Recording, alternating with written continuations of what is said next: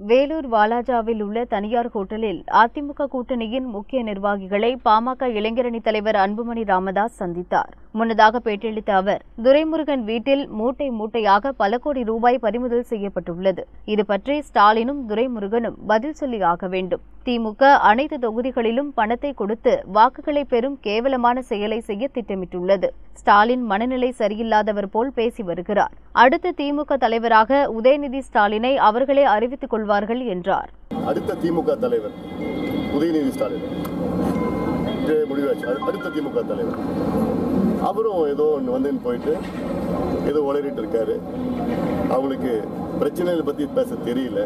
திட்டங்கள் என்ன திட்டங்கள், தொலைநோக்கு பார்வை, தொலைநோக்கு திட்டங்கள், long term vision, long term programmes எல்லாம் இல்லை. என்னை பற்றி திட்டணும், ஐயாவை பற்றி திட்டணும், முதலமைச்சரை பற்றியும் மோடியை பற்றியும். அவங்களுக்கு திட்ட தெரியும், எங்களுக்கு திட்டங்கள் கொடுக்க தெரியும்.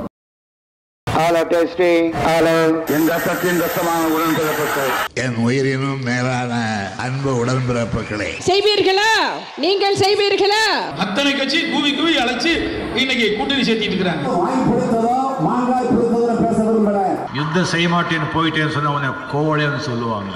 आप में से किसी ने कहा था कि Rafale CEO has said People of Tamil Nadu are remarkable. தேர்தல் திருவிழா 2019 6 பக்க எக்ஸ்க்ளூசிவ் தேர்தல் செய்திகள். தினமலர் நாளிதழில் தினமும் சில செய்திகள், சில படங்கள், சில தகவல்கள். தினமலர் நாளிதழில் மட்டுமே. தினமலர், உண்மையின் உரைக்கல்.